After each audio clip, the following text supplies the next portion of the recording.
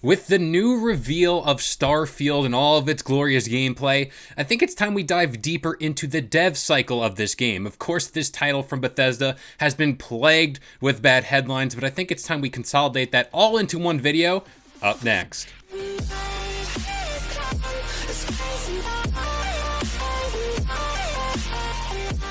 What up, guys? This is Kalo. I'm here to give you the lowdown on all things gaming, and well, you knew this video was coming. It is now time to talk about one of the most anticipated / hyped up releases of recent memory since, well, Cyberpunk 2077?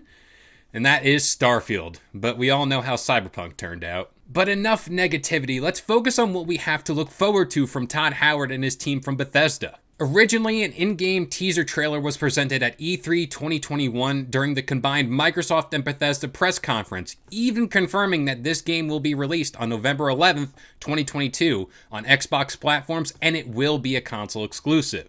But back in May, a tweet coming directly from the Bethesda Twitter account stated, "We've made the decision to delay the launches of Redfall and Starfield to the first half of 2023. The teams at Arcane Austin and Bethesda Game Studios have incredible ambitions for these games, and we want to ensure that you receive the best, most polished versions of them." Now, Bethesda is no stranger to glitchy games, with almost every game ranging from Fallout to Skyrim giving us users, how should I put this, unique gaming experiences. But I'll be honest, full disclosure here, I do enjoy some of these glitches in these games.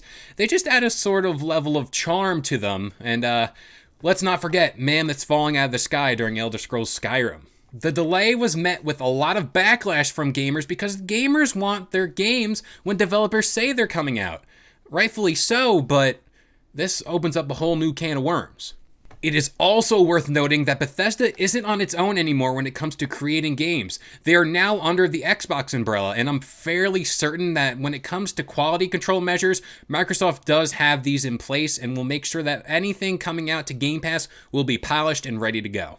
This measure holds true with Starfield potentially being a very heavy hitter on Xbox Game Pass. Now, let's focus on the delay a little bit here because a Bethesda developer going by the alias Heavy008 posted details on a thread on April 27th. He did put out into the world that the game engine that runs Starfield is simply put a piece of crap from a developmental standpoint, not a game user standpoint. But the game looks good and Bethesda runs weekly playtests on Starfield. He also went on to claim that the game does have an overabundance of content, and maybe that might be too much with the beta potentially coming out this summer. Of course, at the Xbox Bethesda press conference in June, they did reveal that this game will have over 1,000 planets, and it just goes to show you there will be a lot of content to explore. Heavy goes on to state that flying mechanics aren't that great at the moment, alluding to the fact that spaceflight and exploration are fully a part of this game. Of course, this was confirmed at the Xbox Bethesda press conference.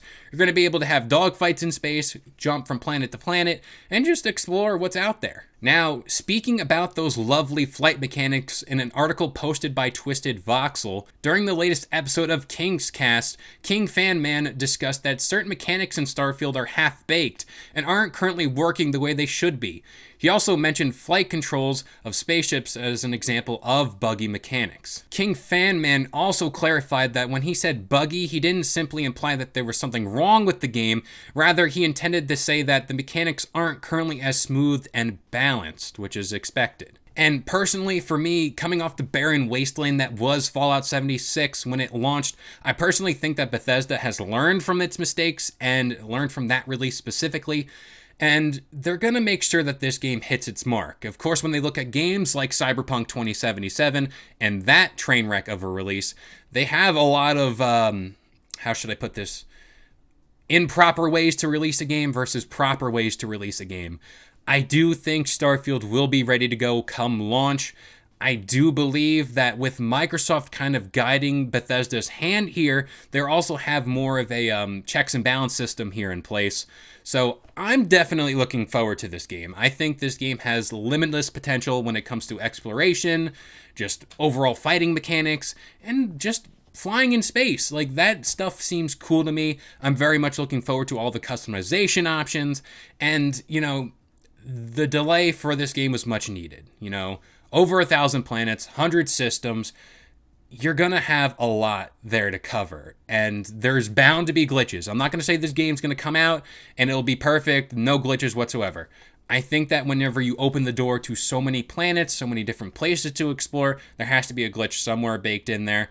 And you know what? Day one patches are a thing, so whenever the game comes out, day one patches, it might fix more than needed. But now I pass the question to you. Would you prefer this game come out ready to go with a few baked in day one patches, or did you want them to hit that release mark in November? Personally, for me, give me those day one patches. Take as much time as you need with this game, because this game is hands down the biggest game to come out as of recent memory. But that about does it here for this Starfield chat. I hope you guys enjoyed. Please leave a like and comment. Let me know what you think about Starfield and all the gameplay that was revealed at the Xbox Bethesda press conference.